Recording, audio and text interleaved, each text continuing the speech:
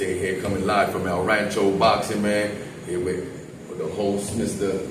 Coach Joey over here, man. On Even Hands Boxing, you know what we do, man. Fight game news talk.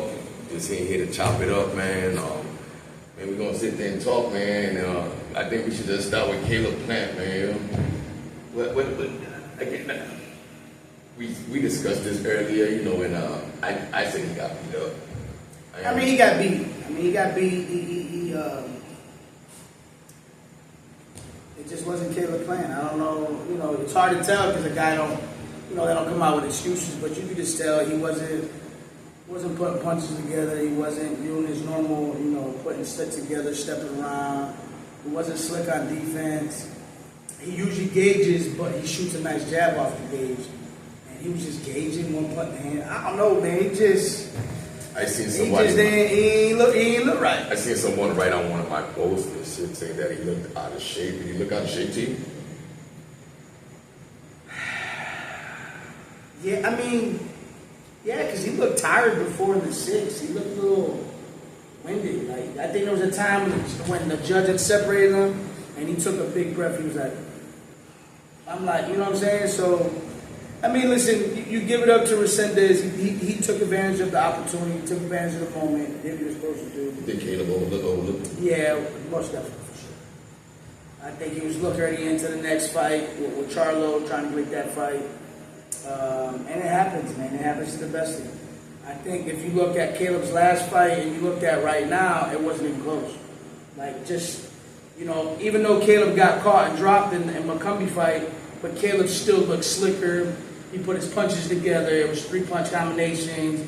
Jab was good, in and out, stepping around. Made a good adjustment to get inside. He didn't make no adjustment this fight. Caleb wasn't, you know, he's been in a couple wars, you know, back to back.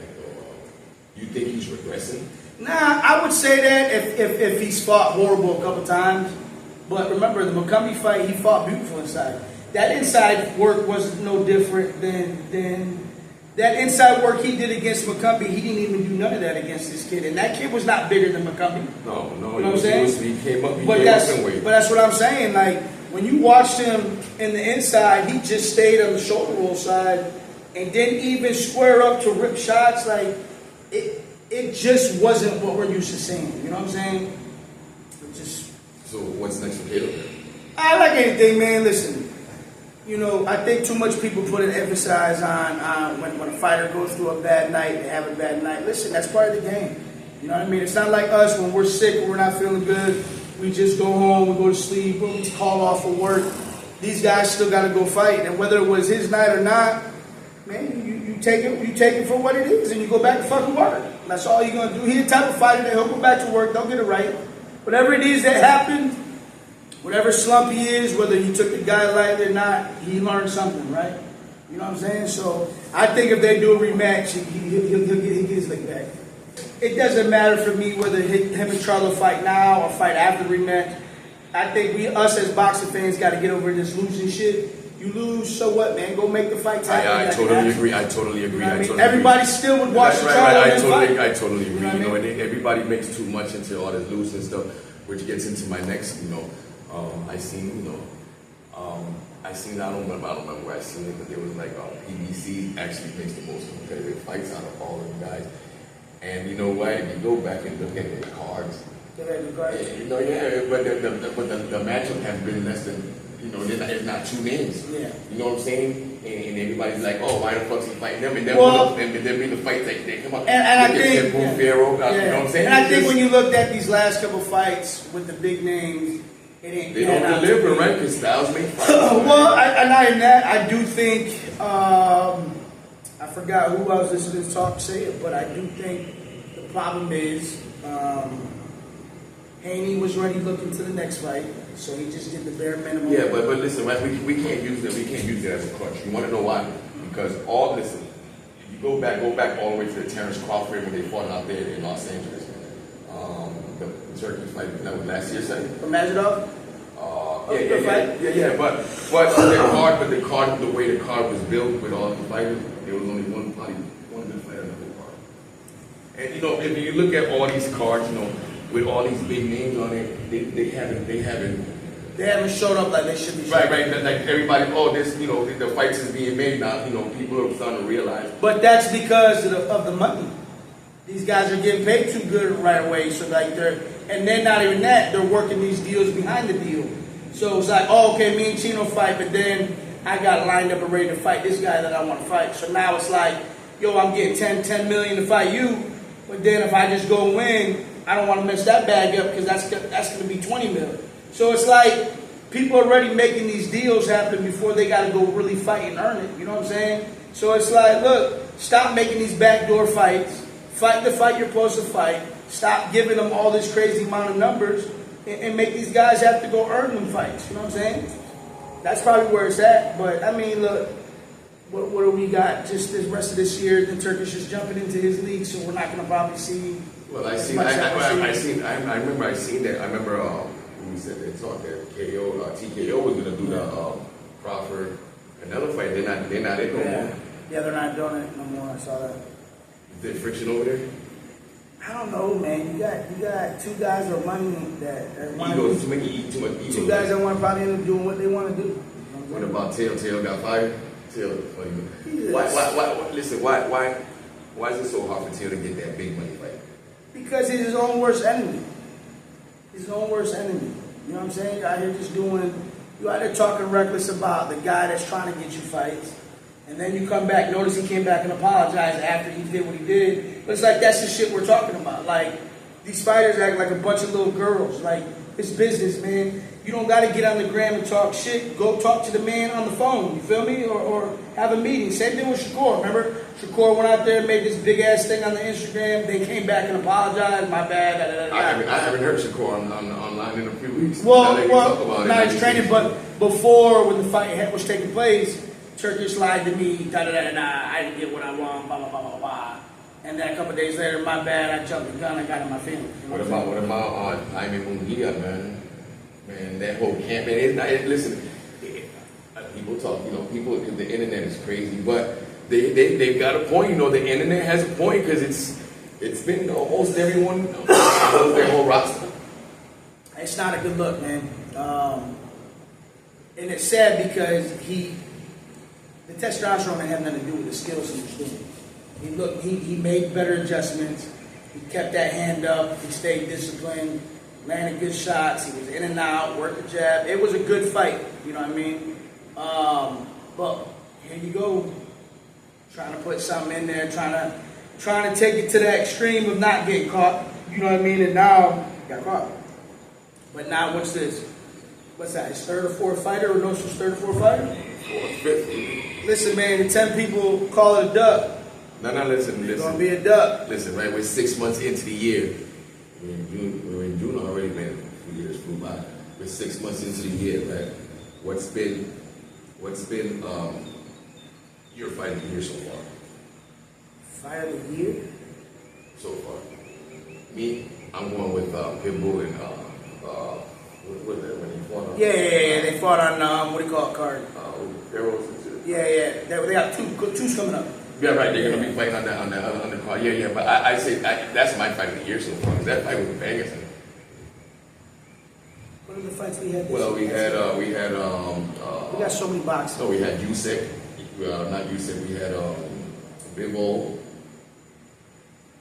2. We had No.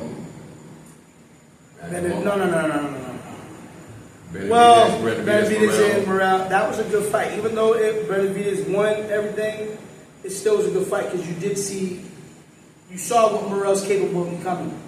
So I think that made it a good fight. But now I think if you're gonna go like from talent to talent, fight to fight, then I would say Pitbull was a good fight. Yeah. Question for you guys out there, man. 6 months into the year, man, what's been your fight of the year? What's your favorite fight of the year? All right, let us know. Yeah, because we're not going to say Tank and Roach, right? No. That was a good fight, too. You know what? I would say it's a good fight when both guys are doing what they're supposed to be doing. I think that's what would make a better fight, right? Like, Roach did his job, but then you saw a lackluster Tank as well. So, I mean, I don't know if I looked. I was a good fight, but I don't know if I looked at it like a fight of the year because both guys, Tank wasn't on his shit. Like if Tank was on his shit and Roach was beating him on his shit. What's your upset of the year? Upset of the year. Like the fucking Plant and this guy. Yeah. Yeah. Listen, so here's a question, right? Because I'm a firm believer. If you're fighting at home and you get a draw, it's as good as a loss. That's what I live by. If you fight at home and you fucking get a draw, it's as good as a loss. I mean, we don't look at it that way. We look at it as a gift. With that being said, what did that Roach and Tank go down as an upset of the year so far? Yeah, no. No, you're right. No, it can't. Yes, because you gotta look at it like this, bro. Lamont was still a world champion. Oh yeah, most definitely. So, hey, listen, this is not to downplay Lamar, Roach, not by one bit. But everybody had, even when the fight was announced, everybody's like, oh, why the fuck's he fighting this fucking cat? He's another knockout, the fucking. No. They didn't think he was going to be able to, they didn't think the fight was going to be close. But that's what makes it a better fight. But, I mean, I guess it's between that and Plant fight. Because Plant fight was really like scratch your head. Yes. It was really scratch your head like, what's going on? In 6 rounds, I was like, so, what fight you think they still need to make for 25, man? I think there's plenty. Listen, man, I think there's a tough fight. I think Charlo and Plant still fight. I think Berdanga's got to get in the mix of either of those guys. I don't think these guys should only be fighting once a year. Like, they're not, We're not even going to go to the little weights, right? Yeah, we go to the little weights. We can go there. No, I'd like to see, I want to see Nue and I can't pronounce his name, so I'm not gonna butcher it. But the kid that fought the other night, that's gonna be a good fight, man. That's gonna be a good fight. Even though Nue, I'm seeing a pattern with Nue. Listen, man, he's getting dropped. Yeah, I'm seeing a pattern. But again, Ramon could crack. Listen, that's one thing I've always said. The kid could crack ever since he's been out here. He always has power, but he might not be the most technical guy. But what I'm saying is, crack, son. It's starting to be a pattern where he's getting touched. He's getting so touched. Now, and Bradley that said that he gave the plan, and just like he said it happened. And I was like, but now I think him moving up in weights, I think that crushes that over 126 shit. You know what I'm saying? Because there's some big hitters at 126. You know what I mean? But does Nue have the skill? Absolutely. But can you take the power? You know what I'm saying? So how you think Manny did that? Manny came up from the weights like that in the same way. Y'all see me look back and forth? Listen, I don't think none of that shit was real. I think, I don't want to accuse nobody of shit because I ain't there. But look, like Bud said on his interview, he ain't knocked nobody out since he been drug tested. Call it what it is, you know what I'm saying? Call it what it is. You ain't knocked nobody out since you been getting tested. You think that Bud and Canelo fighter could be a fighter candidate? Absolutely. Yeah. Listen, I'm taking Crawford. Look, I'm taking Crawford just because nobody's really giving him a chance. Nah, I think a lot of people are going for Crawford. To be honest with you, I think a lot of people are. I think it's 50-50 right now. I'm taking Crawford, but if it was Crawford at any time in his fucking career, I don't know fun. And Canelo during the Triple G era, right there with the first two. Canelo kills him. Yeah. Both times, but now I think Canelo's on the back end, so I think Crawford is going to take advantage. We need one night for Canelo to rewind Canelo, which is coming behind a jab, which is some good head movement, and which is catching and shooting more than one shot. Right now, what we've been seeing is just a one-shot Canelo, which is rip, you know what I'm saying? I think with Bud, he knows he has to rewind it for one night. Because you have to respect what this man's done. You know what I mean? You know he's not coming here to run. You know he's not coming. He's really coming here to win. He really believes he can win. You know what I'm saying? So Canelo hasn't got to where he got by being stupid and not respecting who's in the ring. I just think he knows when he gets in the ring, he knows who he's dealing with. So he knows, like, okay, I only have to go to this gear. You know what I'm saying? I think with Bud, he better be on all 10. You think them guys is being tested more than normal right now? Bud and Canelo? Yeah. Because I think you got a guy coming up, and then you got Canelo. What's going on with Reynoso? Right. That's why I'm asking you. You think they getting tested more than regular? But I mean, talking about that fight, man. That's I'm torn. because I love both fighters. I think both fighters are great. I think Bud is older, but Bud is younger in boxing terms because Canelo has been boxing for a long time. Canelo's been in some And wars. Canelo's been in some wars, you know what I'm saying? But you know what, man? That ain't till September, man. Let's kill that, man. We got Keyshawn and De Los Santos. Listen, I'm going to go with Keyshawn. I'm going to take Keyshawn. I think Keyshawn will stop I think the difference, I was just going to say that. I think Keyshawn is not going to be like Shakur. Listen, Keyshawn the problem is that De Los Santos ain't been in the ring over years and change. You know? Now, and don't get me wrong, though. But he could crack. I think he might not be as hesitant as he was with Shakur. I think maybe if he learned out of that fight is, listen, you got to go get it, man.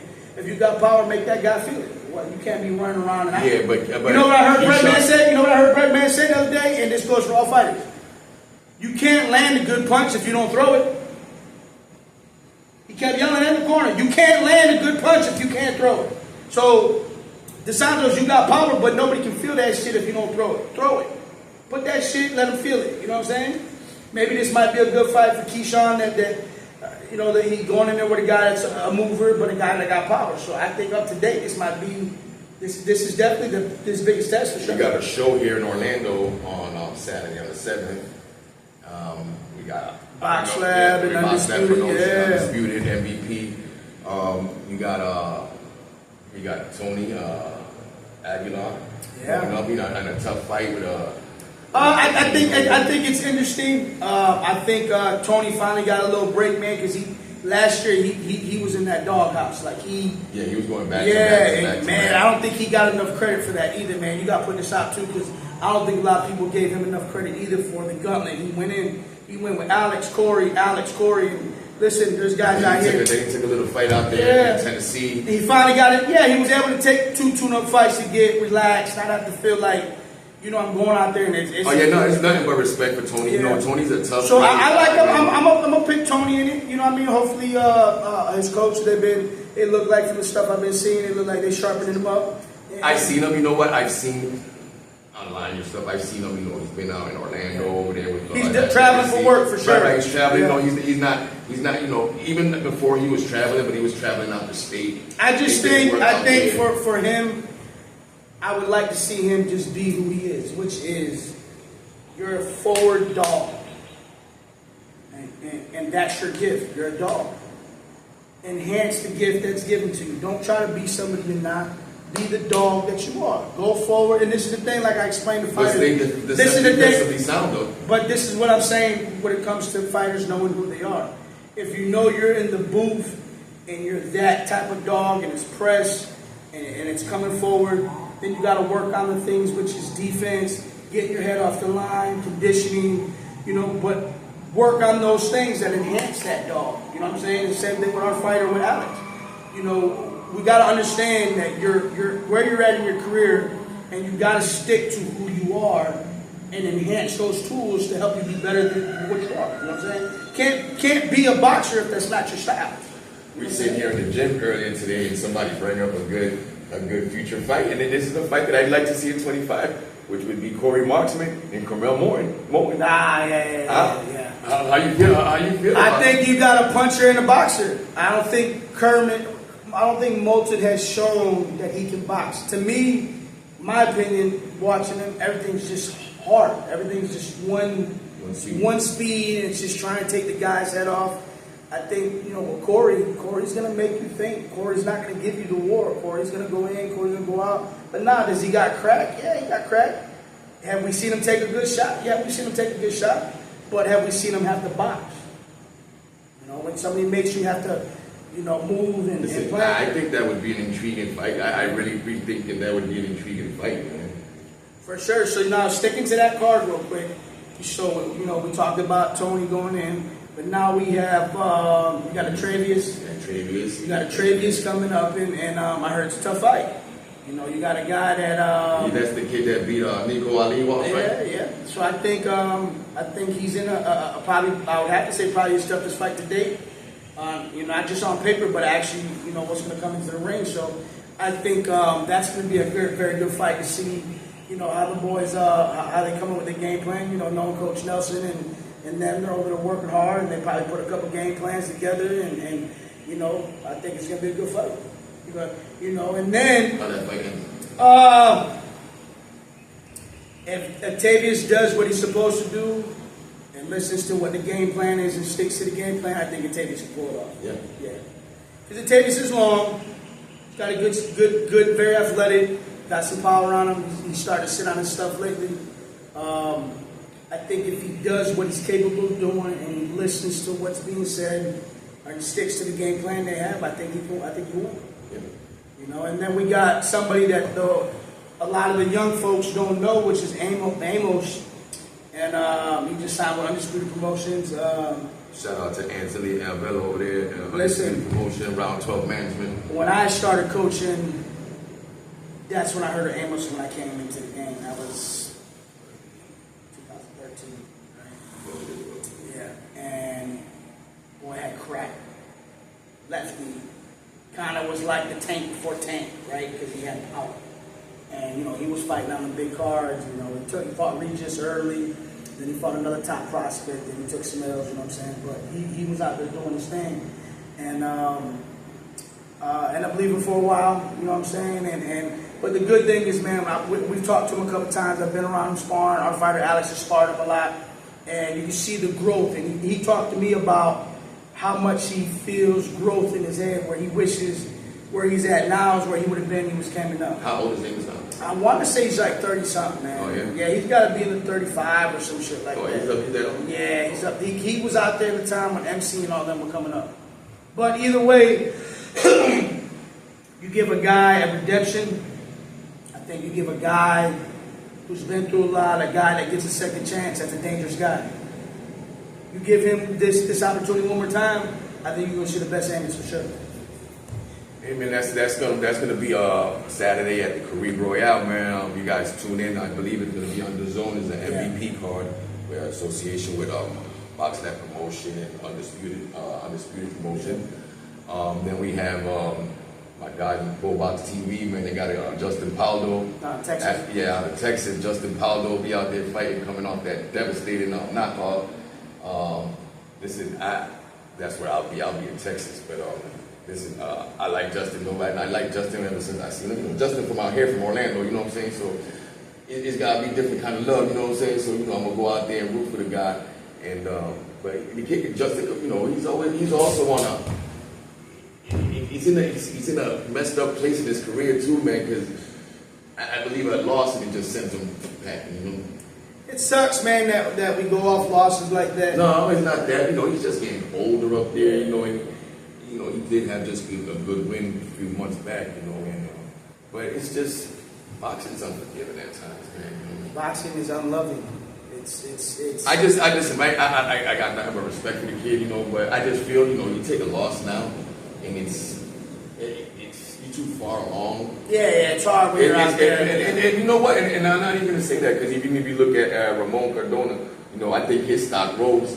I'm taking the loss. Oh, absolutely. It all depends how you do. It all depends who you in the ring with, what you did, how you performed. Sometimes a loss ends up being better than the win for you. You know what I'm saying? Right.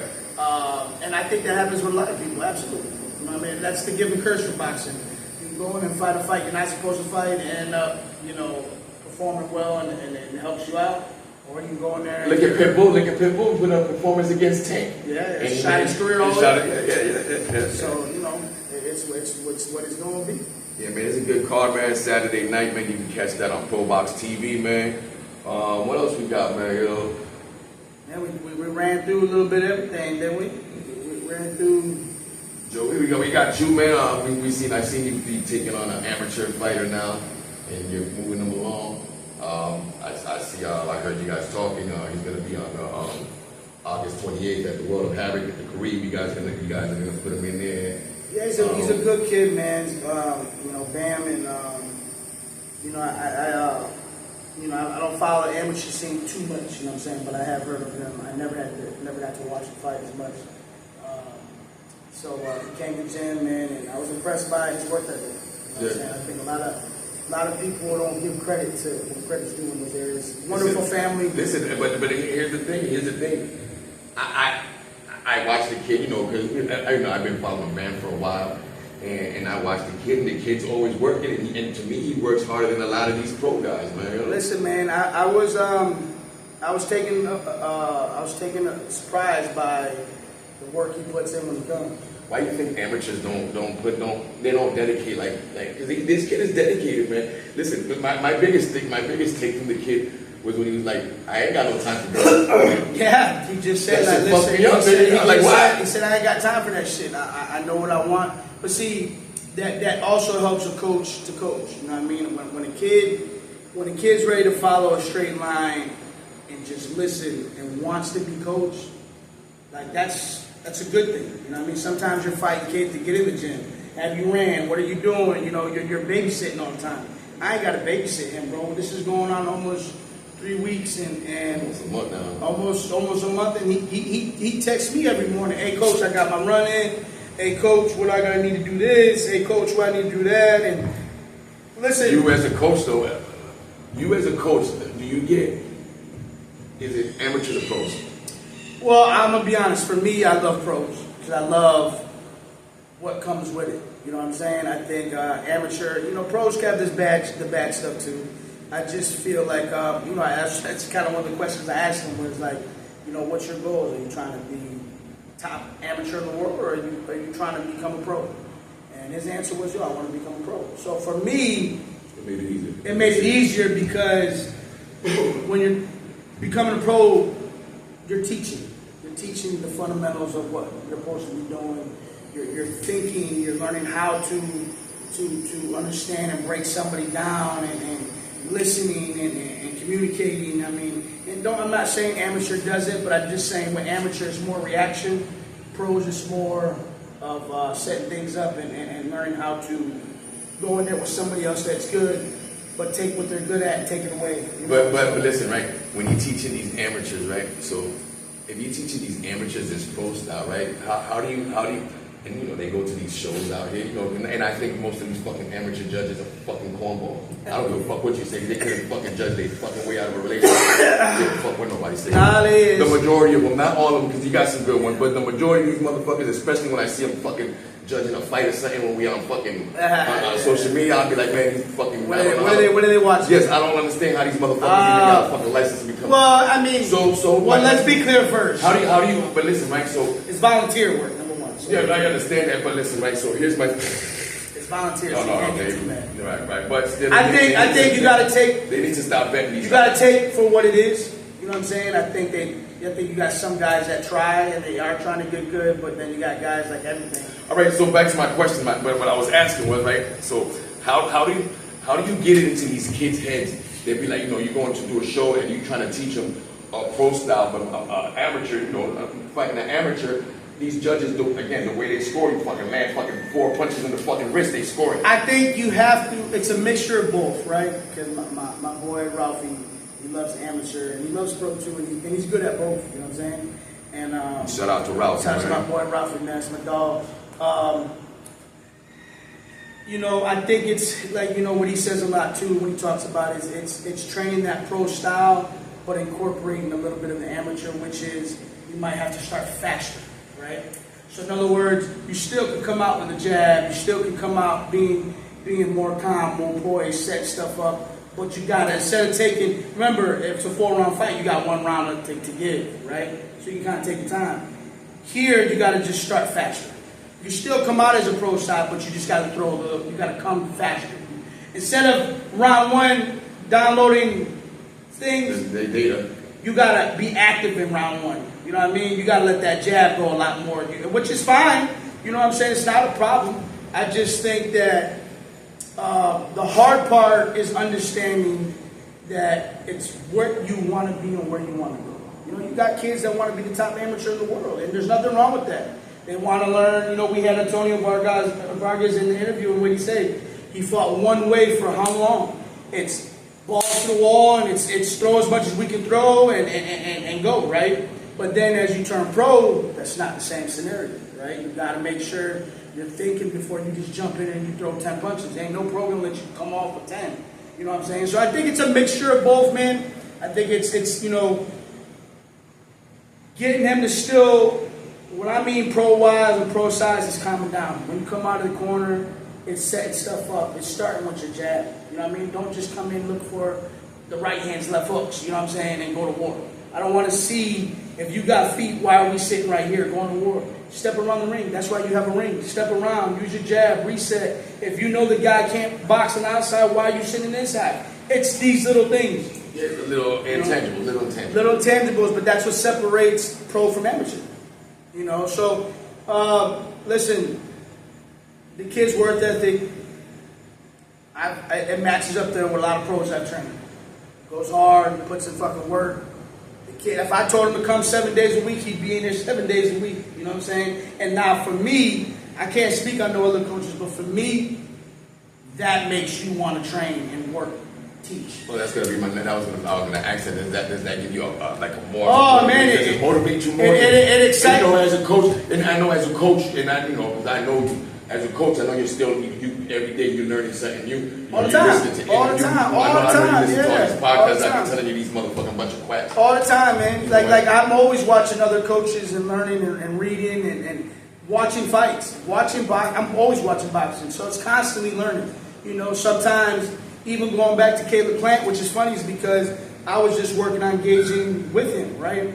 But now it's like, damn, I don't want him to think that's the gauging we're talking about because. And what's crazy is I use Plant as an example when we're gauging. But what he was doing that night is not something he did all the time. He would gauge, but he'd come off with a good shot. Or he made you pay when you jumped in, you know what I'm saying? What we saw was a little different, but listen, all fighters have an off night, you know what I'm saying? So, but it makes you want to teach. Like he motivates that, like, man, I can't wait to get in today so we can work. Because it's always asking questions. It's, you know, coach, where do I go from here? How do I step around? And now when I'm watching him shadow box, I'll yell things to do. And now he's doing it. He's downloading the data. He's downloading the data. Hey, give me a 1-2, come back down and body step off. Boom, boom, boom, boom, boom. Man, I wanted to ask you. Are you done talking? Yeah. So you know. Okay, finish. So it's part of that, but then like I said, man, when somebody wants to learn and they want to get better, and they have goals, and you can't do nothing but respect that. You know what I'm saying? And all you can do is give 110. You give 110. You go harder than he does. Pause. Yeah, he's forcing me to make sure I'm on my shit. You know, he's making me have to make sure that I'm doing the best I can do to help him. Because I know you guys got Alex. You know, I know you got Alex. But Alex has been in a pro mindset where right. So Alex comes in the ring. You're not really teaching. You're not really teaching.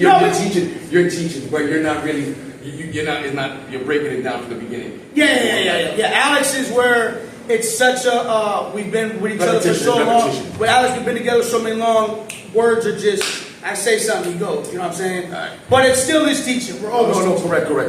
But it's just. Yeah, but no. It's like It started like how Alex started. From the correct. So when we started with Alex, it was starting from that point. You know, you're trying to take Bam's amateur style. But to be honest on it, yes, taking his amateur style and because the reality, you know how it is. Like I'm gonna use this as an example, right? When you coach football and basketball from lower levels, right? All high school coaches always say, and even college coaches, right? College coaches look from the high school coaches to prepare them to go to college. High school is looking at the middle school level to prepare them for high school. Elementary, vice versa, right? So I honestly feel when you talk about going into sports, the coaching has changed a lot because you're not having a lot of good coaches that prepare these kids for the next level. So you might get some amateurs that... Everybody's just running off an ego. Yeah, and you get some amateurs that are doing amateur shit. And you're like, bro, if your goals were to be a professional one day, why haven't you worked on certain things? So you might get an amateur that's behind the wheel because these are things he should already know as turning to become a pro. Okay. You know what I'm saying? So like the Team Combat League, do you think that's a good thing for them turning pro with that style that's still having grasp into the pro style? I think it's because if you think about it, Team Combat League, they doing one round, they balls to the wall. I think it's good and bad. It depends where you're at in your boxing career. I think it's an awesome league. Let me say it like that. Listen, I enjoy it. I watch it in person. Yeah, I enjoy it. But my thing is, it shouldn't change what you're doing as a fighter. If you've been a pro fighter already and you're going there, the round is still the same round. You know what I mean? Like, yeah, you're only doing one round. So, and then most guys are doing two, but you're doing. But here's my thing. But here's the thing. You're trying to win that round because you need that point. But okay. But it's no different than the same point you're trying to win in a 4-round fight. Yeah, but I know that's why I say, these guys, that goes back to what I'm saying. A lot of these guys. If you ain't a knockout guy, why are you trying to get a knockout in the first round? Listen, right? A lot of these guys in company, a lot of these guys, I had a conversation the other night with Coach Estella. We basically the same. Shout out to Coach Stella, remember when all the boys. That's right, man. Team La Familia. Impact Boxing, right?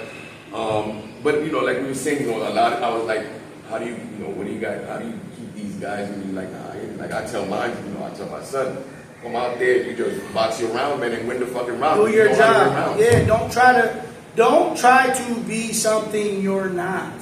You see what I'm saying? Like, you gotta understand, you have a career still. You know what I'm saying? You can't go out here and get reckless, get knocked out or KO'd in the first round. But bro, you just fought fucking 15 fights and you've never been dropped in the first round. And you fought in better competition. So it's like, what is your mind changing to? Like, bro, stick to the same plan. Go out and win the round, win the point. But are they giving out an incentive for a knockout?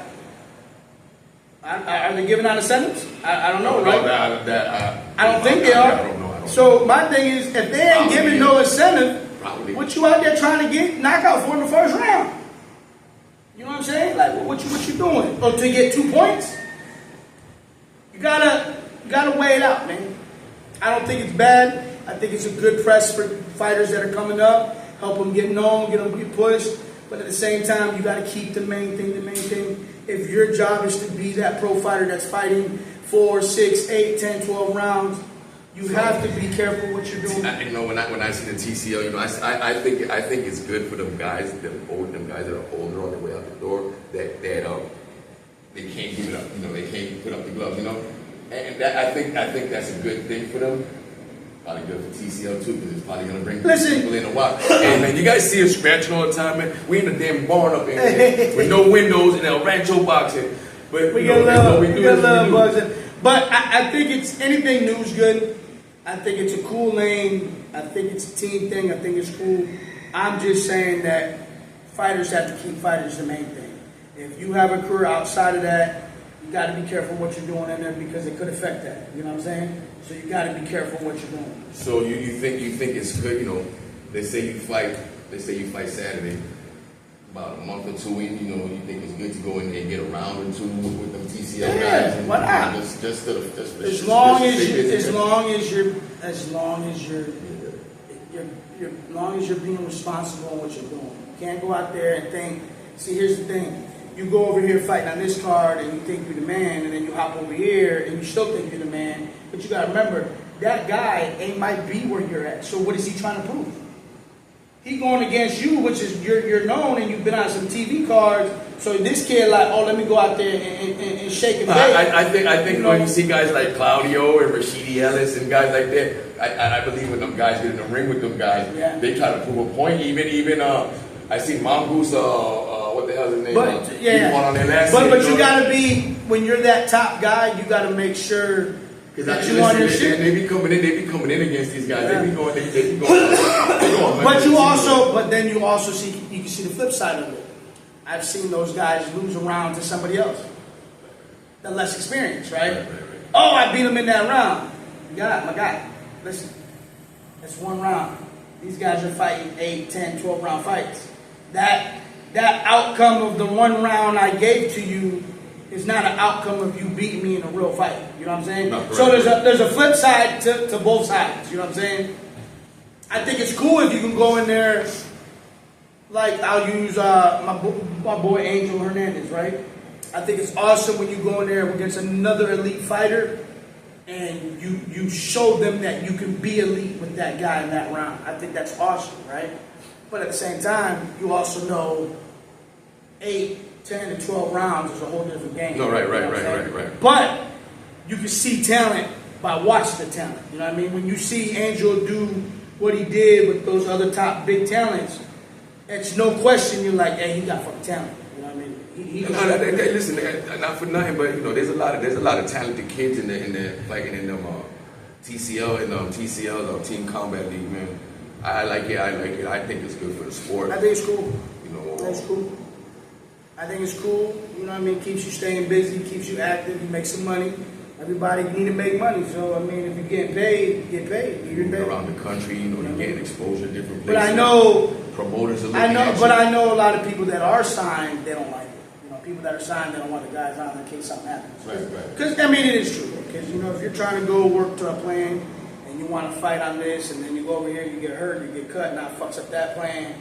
You know, it doesn't work out that way. Because you got to remember, as a promoter or manager, somebody, you're investing money. You know what I'm saying? So you got to make sure how you're investing, how you're moving, all lines together. You know what I'm saying? So. Yeah, man, let's wrap this up, man. You know. Listen, man. What up, man? We got July 28th to August 2nd, man. They're gonna have the World Havoc tournament, the Caribe Royale, man. USA Boxing sponsor. And listen, so everybody can understand this. Understand, it is a week tournament. It is a USA Boxing approved, sanctioned tournament. All right. Make sure you guys go out there and get that work. Everybody's always crying, oh, we don't have enough fights, or we're not fighting enough around here. Well, guess what? In a tournament, it's for open, novice, for everybody. Everybody gets work. And the thing is, man, the Caribe Royale is a beautiful hotel, man. You know, you guys coming from out of state, man. Yeah. Go register, man. Come experience Orlando, man. Come experience and just go Royale, and take man. advantage of a new tournament that's starting to get pushed every year, and take advantage of going over there and getting that work, fighting other outside talent, people you've never fought before. You know what I'm saying? Because what happens is when you stay in Florida and you're constantly going up and down, you're pretty much fighting. But that's everywhere, because you got Georgia, Louisiana. Yeah, everybody wants to fight somebody different. Louisiana, you know, all these states, you know. So make sure you go on to their IG page, go register, go lock yourself in, man, because you're 2 months out. The 28th. Yeah. 2 months out. Two months out still. So go lock it in, man. Yeah, man, it's gonna be a great tournament, man. I'm excited, man. You know, I'm also excited to go. You know what? I was thinking, we were sitting there talking, man, about going over here to Melbourne. Is that Sarge's tournament on the 21st? Yeah. In Palm Bay. I was actually talking to a friend of mine, and he was like going. I was like, man, I'm gonna probably stop up there, man, just to go up there and go watch the kids up there, man. Go give some love up there to Sarge, you know, man. Absolutely. Because you gotta support Florida. You know, we in Florida, so we gotta support. You know, we gotta support all these guys, and we all gotta support each other. You know, because the majority of all you coaches, you know, you guys are all cordial with each other. You guys be in each other's gym sparring and shit. Got to, man. You gotta travel to get work, man. You can't stay in your gym and think you're gonna get better. You know what I mean? You gotta go out, go see other coaches, watch what they're doing, and you learn too. When you go other places, other coaches, you learn some shit. You know, this is what they're doing. That's how they're doing. Listen, man, you gotta be a sponge. As coaches, it ain't just fighters that gotta be a sponge. Coaches gotta be a sponge. Coaches got to keep learning from other coaches. And if you think you know everything, that's ego-driven. It ain't even that your ego. If you think you know everything, then you've already failed your fighter. Period. And with that being said, man, we out. Don't step up in that ring if you can't bang nothing. I got a left and a right for your mama son.